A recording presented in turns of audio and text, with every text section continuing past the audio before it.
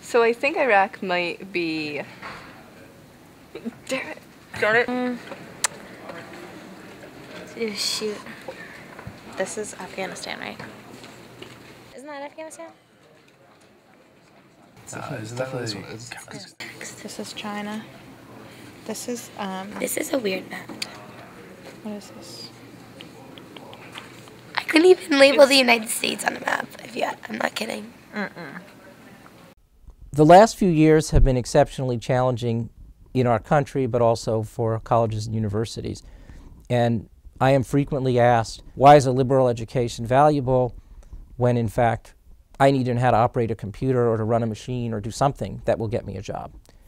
And I think the future for liberal education is paradoxically very bright.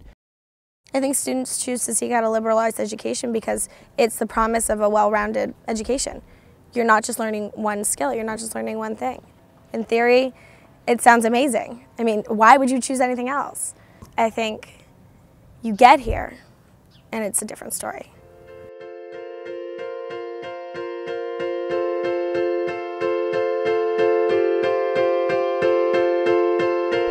Founded in 1826, Lafayette College has been located in Easton for now over 180 years. And the mission of the college has been to work with a small group of undergraduates, we are undergraduate focused, to develop opportunities for students working closely with faculty in 4 broad areas: in the humanities, the social sciences, the natural and mathematical sciences, and in engineering. And Lafayette has a great tradition in doing that. It is a small, highly focused institution. Most small colleges, like Lafayette, take great pride in their ability to work with small groups of students, to focus on individual learning, to foster that relationship between students and faculty that distinguishes small colleges. I think what Lafayette does that is especially distinctive is deliver on that promise for almost every student. I don't think I've really gotten a lot out of going to Lafayette academically.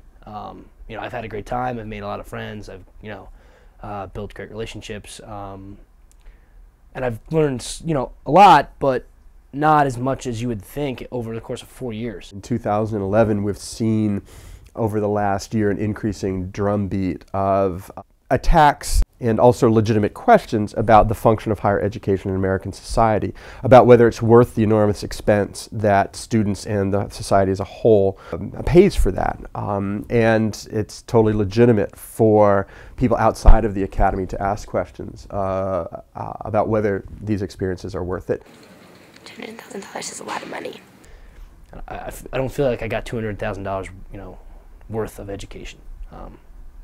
I think I could have probably gone to a state school in New York, which there's some very good ones and for a lot less money, and probably still be doing the same thing I'm doing next year. I don't know what the extra value that Lafayette's adding. So I'm a bio major, and a lot of the more technical classes I think are definitely worth it.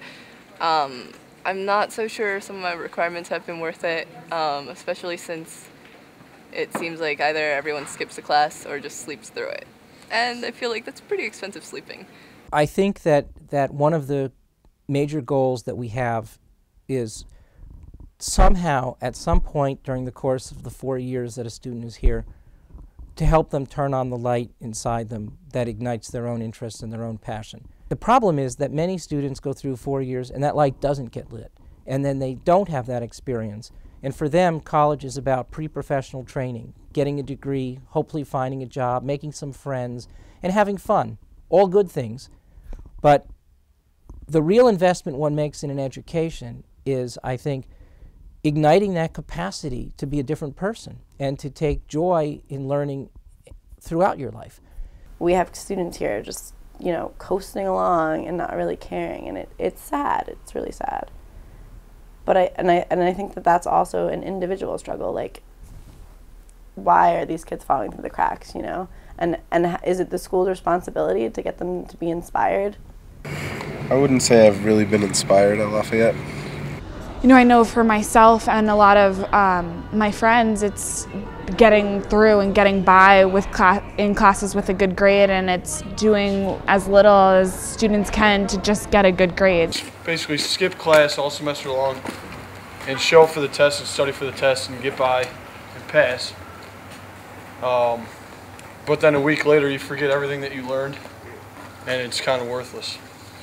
I think Lafayette's courses are really set up where you can coast and you can get an enormous amount out of them, each one of them.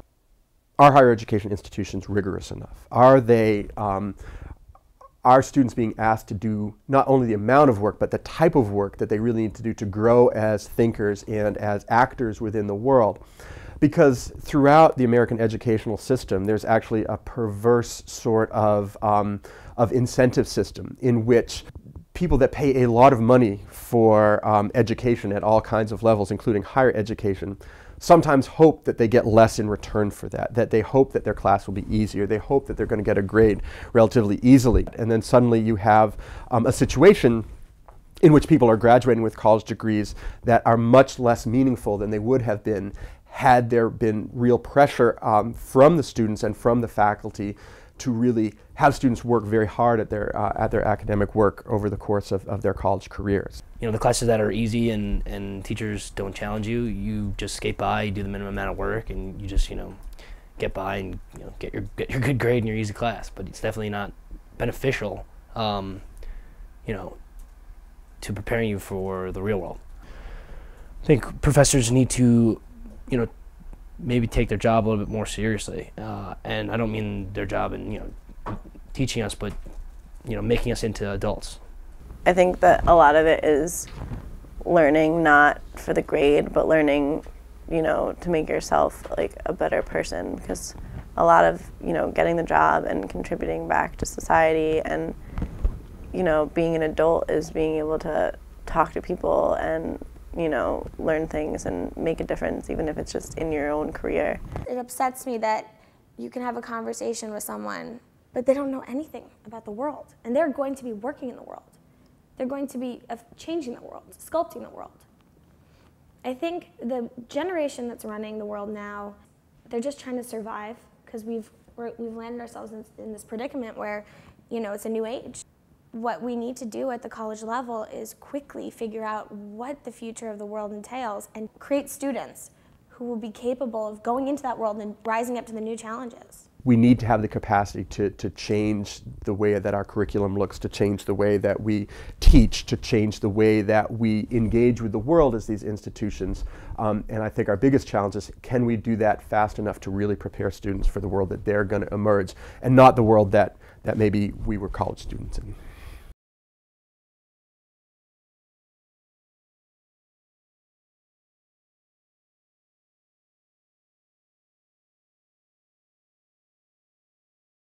Current events should be discussed in courses where appropriate, and in many courses it's appropriate frequently.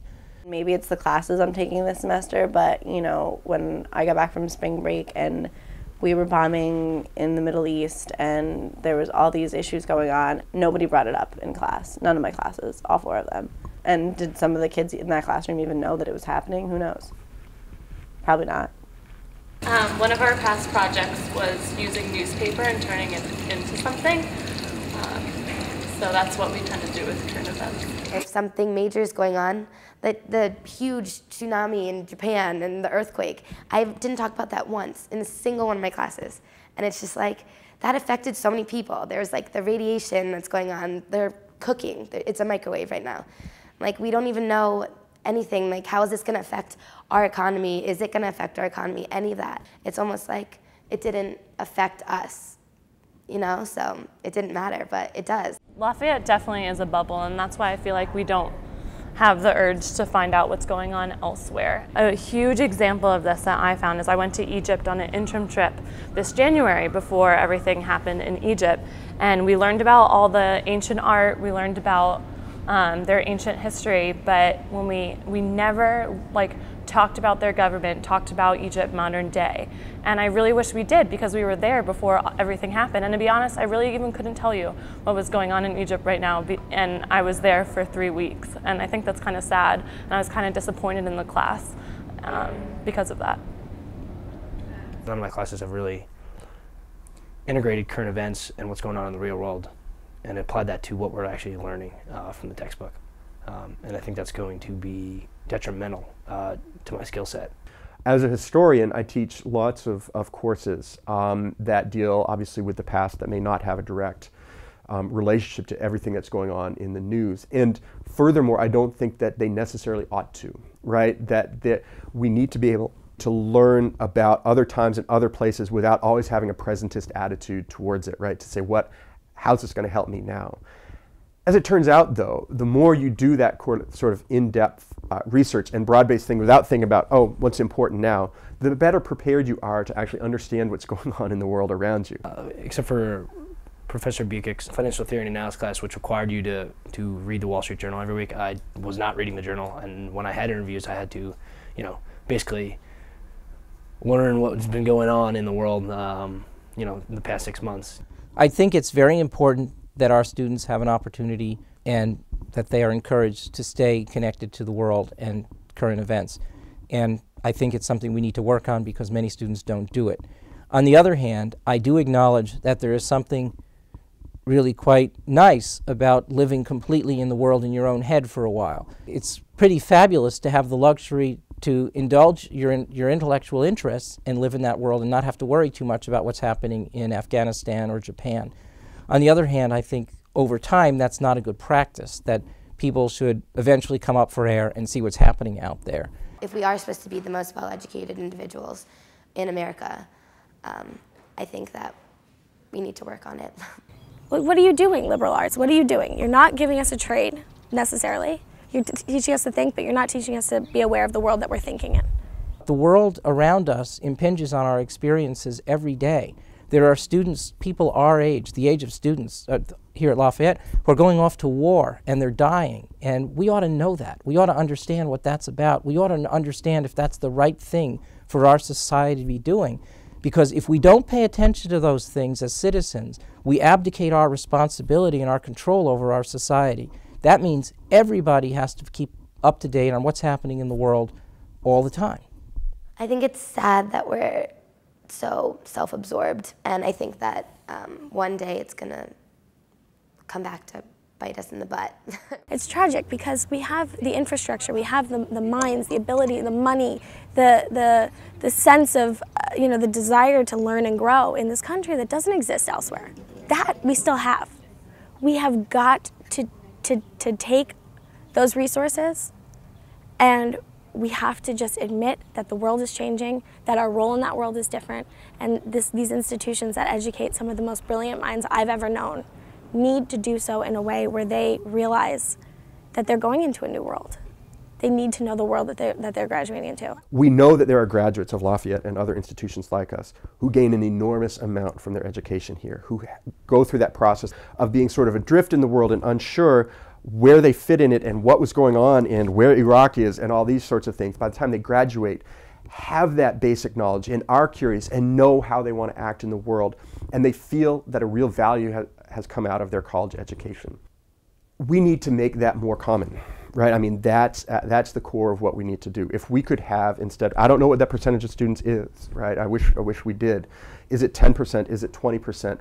It's not 60%. It's not 80%. I think we know that. But it would be great if we could get from that 10 to 20% to that 60 to 80%. That would be an enormous improvement and a real justification of the value of a liberal arts experience. I think the real issue is how do we foster that? How do we create an environment where more students can reach their full potential and understand that it's not about getting a degree and getting a job, it's about learning and being able to give something back to society. My little brother just got into Lafayette and he wants to come here, and I truly hope when he graduates in 4 years, he'll have a very, very different sense of the world. And whatever education he receives here, I hope the change comes fast because the world is changing fast.